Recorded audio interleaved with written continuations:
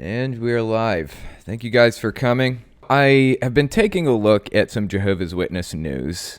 I've been particularly interested in Jehovah's Witnesses lately because I recently went to their headquarters with Genetically Modified Skeptic, and we got in and toured the place basically. Then we went around and talked to some CART witnesses in New York City, and it was an extremely stressful situation. So this is my assessment of it after the fact.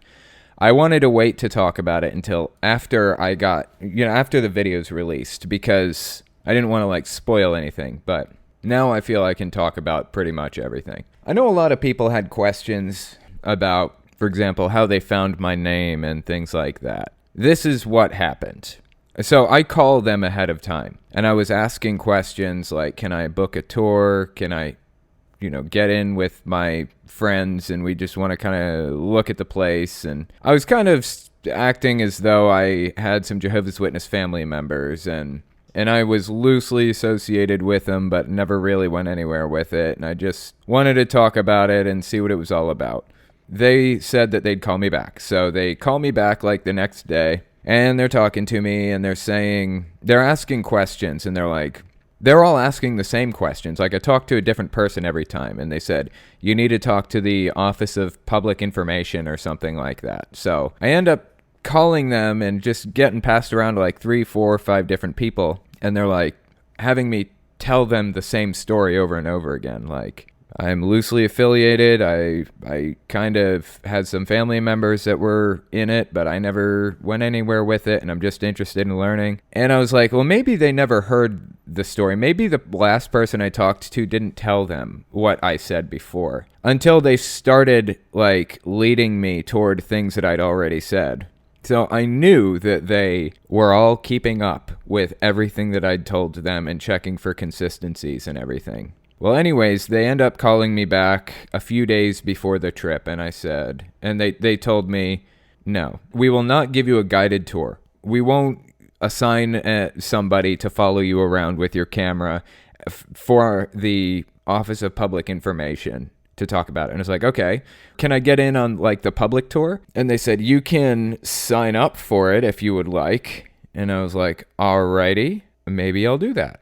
So I gave them the name Owen Morgan when I originally called them. So we get to the gate, and I was like, they're not going to let me in. This is what we'll do. I'm going to present as a Jehovah's Witness, and these two guys, Genetically Modified Skeptic and the camera guy, will be studying with me. And Rose will be my wife. She's my girlfriend. Well, she'll just present as my wife, and she'll be a Jehovah's Witness. So she wore a dress, I wore a suit. The other two didn't wear a dress or anything like that. I mean, they didn't wear a suit or anything like that. We went to the front gate, which is a locked gate with arms that come down, and it's like a guard thing. It's a guard gate, basically. So I go up to the guard gate, and I said, my name is Tom Deegan, and I wanted to tour the facility with my 2 friends who I'm studying with and my wife. And they said, okay, call this number and they'll see if they can book a tour. So we pull out, we call the number, and the woman on the other end was super happy. She was like, yeah, totally, we can do that. They gave me a confirmation number and the whole 9 yards. So we get inside the gate, drive up to the facility, and we get inside, and we go to the front. They have a ticketing counter, I guess. So we go I walk up to the ticketing counter to get tickets to get inside. And I discover that the other 3 people were not with me. They were at the front still. So I get the tickets for all 4 of us. And the other 3 were basically getting questioned. And I walk over, and then I think they were on us from the moment we walked in the door, honestly, because they saw the camera or something. I don't know. But they told me I could leave my bag at the front. They told me they wanted me to leave my bag in the coat room. And I was like, you know what? I'm good. I'll just keep it with me. So we start walking through the regular public tour, and we're talking to people, just chit-chatting, whatever. And all of a sudden we turn the corner, and 2 elders just are right on top of us and asking us questions, and where are we from, and what are our names, and just all of this stuff. 2 elders.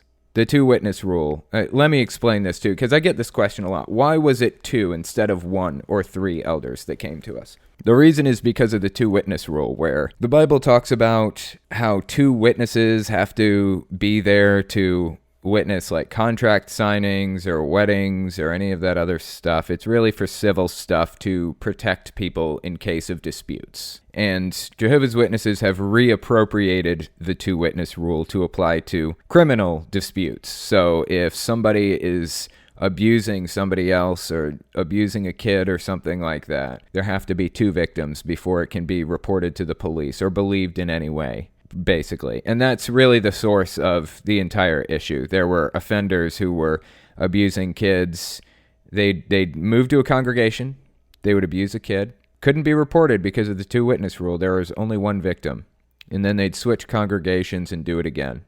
They would just, there were people who had a very long history of doing that, 30-year history of doing that. And all of the names were written down and sent to the Watchtower Society, and nothing was ever done about it. It was never reported to the police or anything. So that's the source of the two witness rule. They use the two witness rule for everything. 2 witnesses have to be there for everything, pretty much. And that's why 2 elders swarmed us, because they wanted to be there to witness everything, pretty much. They wanted a second person there to witness it. Well, anyway, they asked us all these tough questions about who we are and everything, and we just told them, and they were like, okay. And we just kind of went on about our business. And from that moment on, one of those 2 elders was within view of us all the time, pretty much. We would turn a corner and the other would be there, standing at the next exhibit kind of thing. And there was a point in time where we went in the elevator to go to the 3rd floor, because there's basically the 2nd floor is where you enter the facility. Then there's a downstairs, which I guess is the basement level kind of, and they have a bunch of exhibits there. And then the floor above the ground level is where more exhibits are. So once we went from the ground level to the above level, basically the 3rd floor, we were passed off because we stopped seeing those 2 elders as much and started seeing another guy. And he was just all over us, like, hey, you guys want me to get you this thing? You want me to get you that thing? Do you want a tape recorder? Do you want, because they have it's a guided tour, but you wear these headphones, kind of like an MP3 player. You put the headphones on and you type in a number of the exhibit and it will give you the explanation of what you're looking at. He's like, do you want these little cassette things so that you can listen to the guided tour? I was like, honestly, we're just looking around. He's like, you know what? I'll go get some for you. I'll go get some. So he goes and gets them for us, gives them to us. He was just all over us the entire time we were there. And I was like, they had an outside portion. I was like, can we go outside and take a look around? And he was like, that guided portion doesn't start till 1. So everyone's supposed to go get lunch and then come back, and then you can do the guided thing. I was like, okay. So we were like, all right, we'll just leave. It's just outside. Who cares, right? So we leave, and we're like, we'll just go to the next place. So we went to the Patterson branch, and then they had a little security van there, and they pull up and they start asking us questions, saying that they knew I was Owen Morgan and all of this other stuff. It was so ridiculously stressful. And let me tell you this isn't something that I really talked about in the video because it hadn't really happened yet, but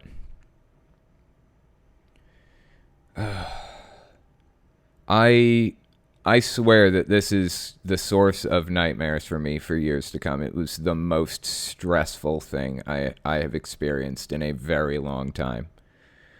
And not just going to the headquarters, but going around and talking to all the Jehovah's Witnesses on the street, like of the streets of New York. That was some stressful shit. It was not fun. There was nothing fun about that whole experience. It was not enjoyable. I did not revel in any of that. It was just the worst. And I mean, we were in just an absolutely beautiful place. Absolutely beautiful condo that we were staying in. Like, penthouse suite right in the middle of New York City. It was amazing. I've never seen anything like it. But honestly, I don't know that even that made it worth it to go through that whole thing. Even the 67th floor penthouse suite. I don't know that even that made it worth it to have to face all of those demons from my childhood. The only thing that tips the scales and makes it worth it is the fact that hopefully some Jehovah's Witness somewhere will see how I'm treated by his people and recognize how wrong that is. It is literally the only upside to this whole thing. It was the worst. On the other hand, it was fun being in New York City, walking around and hanging out with Genetically Modified Skeptic and everybody. That was a pretty cool experience, too. But I had a nightmare about going to the headquarters last night, and I have a feeling that that's going to be a recurring theme of my nightmares for a while still. So I really hope that the video was worth it. It's already been worth it. It's gotten a lot of views, a lot of coverage, a lot of people have seen it, and it's gotten pretty good traction. So it's already worth it, but it's not fun, man. It was not a fun experience. None of it was. There was some Jehovah's Witness news I wanted to take a look at here. This is from The Independent. This just broke just the other day, and I think Mr. Atheist talked about this on his YouTube channel not long ago.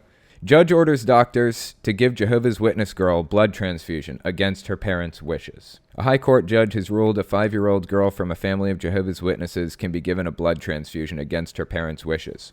Mr. Justice Hayden made the decision after hospital bosses said the child could die or suffer a stroke if she's not treated urgently. The girl's parents said their religious beliefs would not allow them to consent to a transfusion, but did not object to the judge making the order. Leeds Teaching Hospitals NHS Trust, which has responsibility for the girl's care, made the application in the Family Division of the High Court in London on Wednesday. A specialist told Mr. Justice Hayden the child was suffering from sickle cell disease, an inherited blood disorder, and her condition had deteriorated. He said he feared a life-threatening event if the girl was not given a blood transfusion soon. The girl's father broke down as he told the judge that he wanted his daughter to live but could not agree to a transfusion. After analyzing evidence at a public hearing, Mr. Justice Hayden said the law allowed judges to make such rulings. The girl, who cannot be identified, is being treated at Leeds Children's Hospital. Jehovah's Witnesses say the Old and New Testaments of the Bible clearly command us to abstain from blood.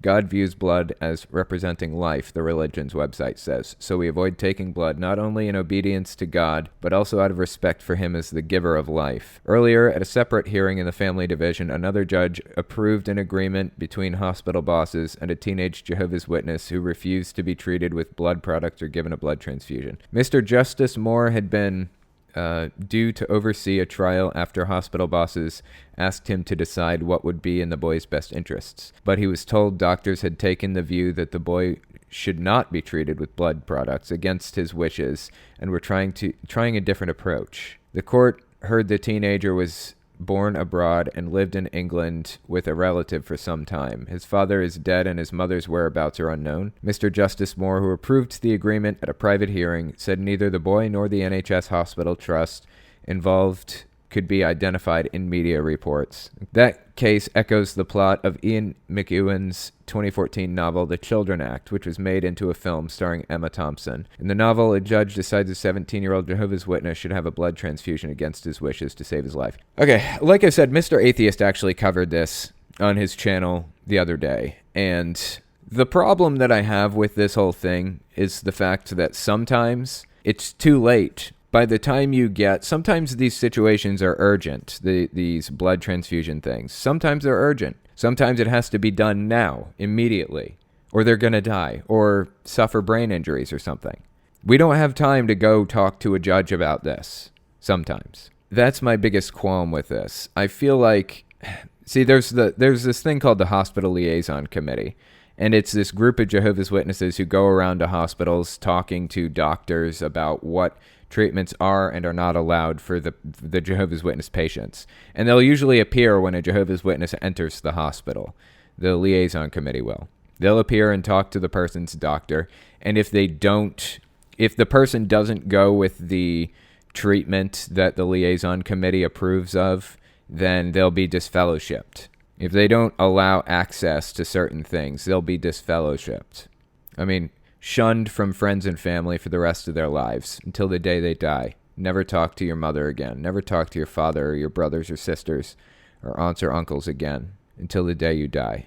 If you don't abide by the wishes of this group of elders that appear in your hospital room and die. If it don't get the procedure that would save your life. I really wish that they had judges there on staff at hospitals sometimes that would be able to push orders through immediately for this kind of thing, first of all. And second, I wish that they would disallow elders in like this and disallow the information from being given to the liaison committee about certain people's cases so that they couldn't have a stranglehold, so that Jehovah's Witnesses would be freer, at least a little freer, to make their own decisions, even though, as we can see, they'd probably land on the wrong side of the decision anyways. So it's kind of an ugly situation. It's very disturbing. And we have honestly no way of counting how many people have lost their lives to this. Thousands. Tens of thousands, maybe. Who knows? There's no way of knowing. They don't keep track of it. But it's a high number. It's at least thousands, we know, because Jehovah's Witnesses used to brag about it in a lot of their old watchtowers. They would have lists of people who died because they didn't take blood transfusions. Coming from Gabe, what is the reasoning behind the blood transfusion ban for JWs? I meant to mention this actually earlier, and I wasn't even thinking about it. There's this bit in the Bible that says, it's in Leviticus, the Old Testament. It says, don't eat blood. And I'm thinking, it says eat. What does it actually mean? I went to like the interlinear translation or whatever it's called, where you can look at the actual word that was used and look at the different forms that it takes. Like, what does this word mean that they put in here? The word eat. What does it mean? Does it actually mean eat? Does it mean put into your body? Does it mean consume? What does it mean? The word actually means eat through your mouth and into your stomach. That is what it means. It's extremely specific in that verse. I forget how it's pronounced, the word now, but I did a video about it a while back. Anyways, it does not say anything about consuming it in any other way. It doesn't even imply any other forms of consumption. It's just specifically talking about eating animals that have been improperly bled. So it's built on sand, their whole bit, but that's what it's built on, is that verse in Leviticus. It's Old Testament, like the old laws. You know, don't put two seeds in the same hole. Don't wear cotton and linen blends. Don't lie with another man. Things like just all those old laws that were done away with after Jesus died. So take that for what you will. And if you think that those laws weren't done away with when Jesus died, then you should be following them. All 613 of them. You should be eating kosher diets and all of the other stuff. So anyway, there you go. That's Jehovah's Witnesses' explanation for their blood ban. And it isn't just limited to like blood transfusions. It goes down to medicines that are produced using blood fractions and things like that. So there are like certain types of medicines Jehovah's Witnesses can't take. They're lightening up a little bit on that one, but still, people are dying every day. So take that for what you will. Coming from Rubiest, have you ever had any bad dreams while you were still a witness about the religion? Oh, yeah. Well, it depends on what you mean.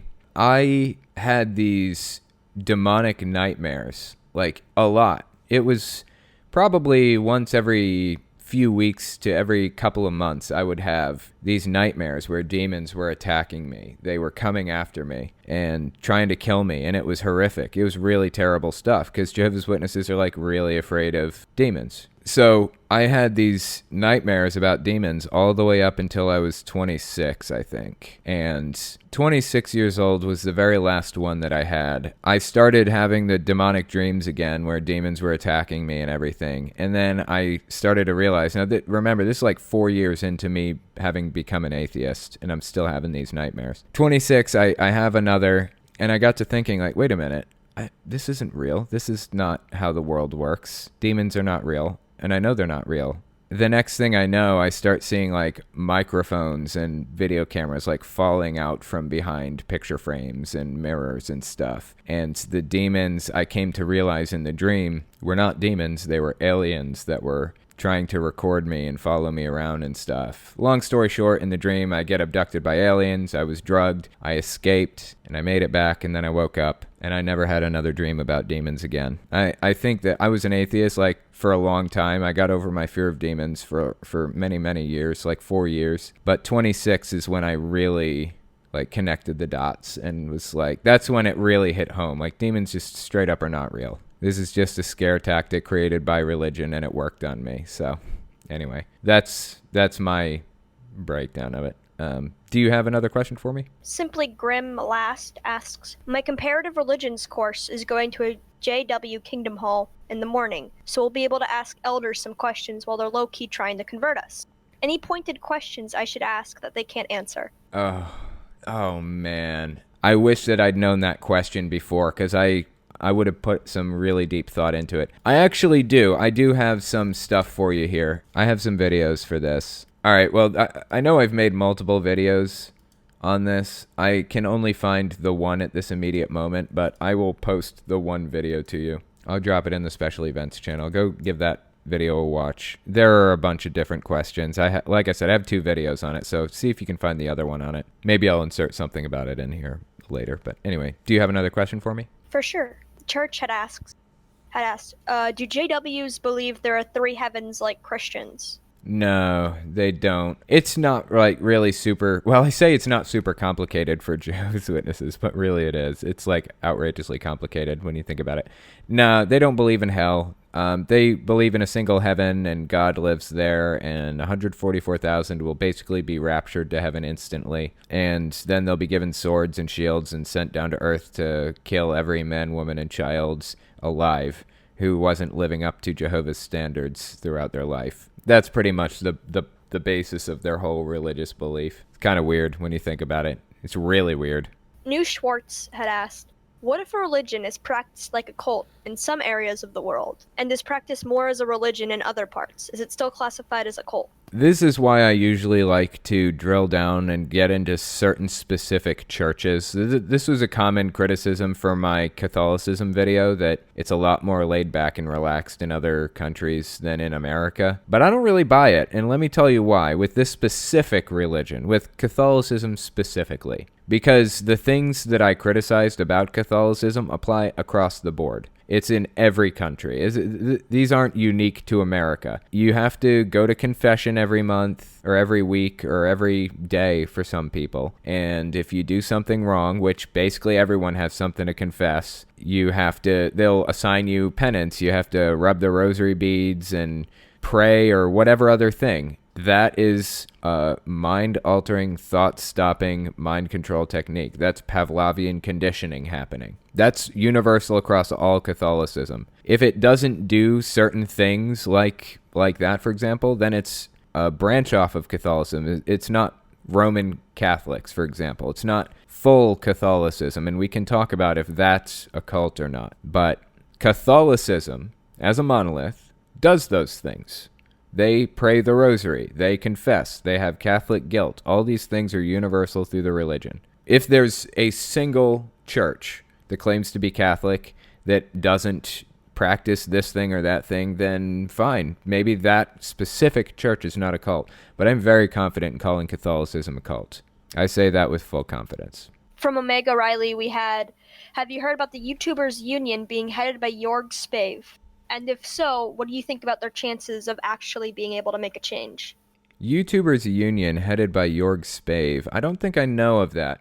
I've done more research into the YouTubers Union since this podcast, so I just wanted to add a little note at the end so that you guys are aware of my feelings on it. I think it could be extremely productive and extremely useful. Jorg Spave has 2.2 million subscribers, and they have a lot of power in this situation. I am all for this YouTubers Union. If you don't know of it, you should go look it up. It seems pretty interesting. Do I think that they're going to succeed in changing things? I don't know. I'm pretty confident in it, honestly. They could really cause some shitstorms. Now, I wasn't aware of the YouTubers Union when I did this podcast, so I decided to give some advice about networks in general. But bear in mind, this advice about networks does not apply to the YouTubers Union. They're 2 different things. This advice is sound about networks specifically, though, if you're a smaller YouTuber and you have offers on the table from networks. Networks are notoriously a really, really bad idea on YouTube. You really should not join networks. If you're a smaller YouTuber and you get approached by one,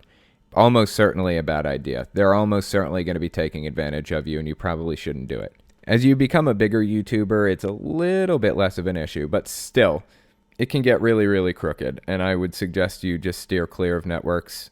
Typically, they write up contracts, and in the contracts, they agree to give you this, and that thing, and you agree to give them 15% of your revenue. And that's ridiculous. Do not do that. It's not worth it. They could not offer you anything that would be worth 15% of your revenue over the next year. Oh my God. You know why they do that? 15% seems like a really, really tiny amount for some YouTubers right now. Say you're a YouTuber that's got 30,000 subscribers and you're making $500 a month from YouTube. 15% of that would be $75 a month, right? That's not that bad, right?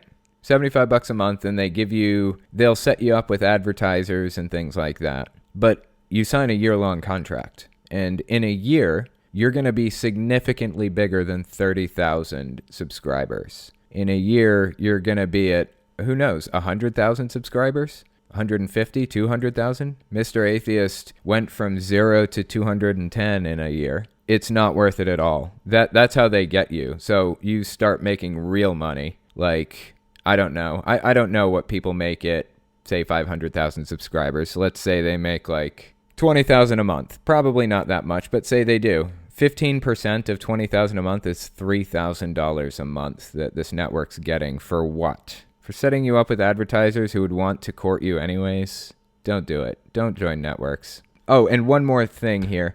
I did notice that I got a super chat from, you guessed it, Omega Riley. My free $2 super chat thing from YouTube Red disappeared, and I'm a little salty. I was saving it for this. Oh well, everyone liked the podcast for me, okay? And he donated $5. Thank you, Omega Riley. You are the literal tits. Omega Riley's my biggest fan, by the way. I don't know if you guys heard that or not. He's the biggest fan. So I was looking at this thing about Nintendo a couple of weeks ago, where there was this Joy-Con drift issue. I guess Nintendo was getting sued in a class action lawsuit. Apparently, like, a lot of the Joy-Cons have this drifting problem. Basically, people were suing Nintendo for their faulty equipment, as they well should. So I just wanted to read this update. Nintendo responds to sufferers of Joy-Con drift. Although it's been an issue for some players since shortly after launch, recently more and more Switch owners have been talking about their issues with Joy-Con drift, a condition where the joystick on a controller detects movement even though you're not touching it. In response to players' Joy-Con woes, Nintendo advises Switch owners experiencing Joy-Con drift to visit its customer support website. At Nintendo, we take great pride in creating quality products, and we're continuously making improvements to them, a representative from Nintendo told Kotaku in response to questions about Joy-Con drift. We're aware of recent reports that some Joy-Con controllers are not responding correctly. We want our consumers to have fun with the Nintendo Switch, and if anything falls short of this goal, we always encourage them to visit support.nintendo.com so we can help. Yeah, I bet. They were paying zero attention to this until there was a class action lawsuit filed. I went to the support website because I've had the problem with two different sets of Joy-Cons, and they basically said they will replace it for you for free if you send it in to them, which means my Switch isn't going to have Joy-Cons for like, who knows how long, weeks probably. 7 to 10 business days to mail it, 7 to 10 business days to get it back, and then probably 5 business days in between to prove there's an issue or some other BS, so I don't know. It's just ridiculous. I'm super unhappy with Nintendo's customer service in this situation. It says, at some point in the past few days, Nintendo updated the front page of its customer support website, placing a prominent direct link to a page that lets you start a ticket to get your Joy-Con repaired. The previous version of the page, as archived on July 19th, only included a link to the troubleshooting page, which more or less asks if your system is updated and then tells you to use the system's Joy-Con software recalibration feature. While sending in your Joy-Con for repairs may fix the issue of drift temporarily, some players have said that after getting their Joy-Con back from Nintendo, they experienced drift again within a matter of months. One person on Twitter said that their repaired Joy-Con began drifting right after taking it out of the box. Oh, Nintendo. They know how to program games like nobody else. They know how to make a franchise like nobody else, but they're kind of dropping the ball here. Anyway, that is the end of the podcast. I appreciate you guys coming on and talking to me, and I will talk to you next week.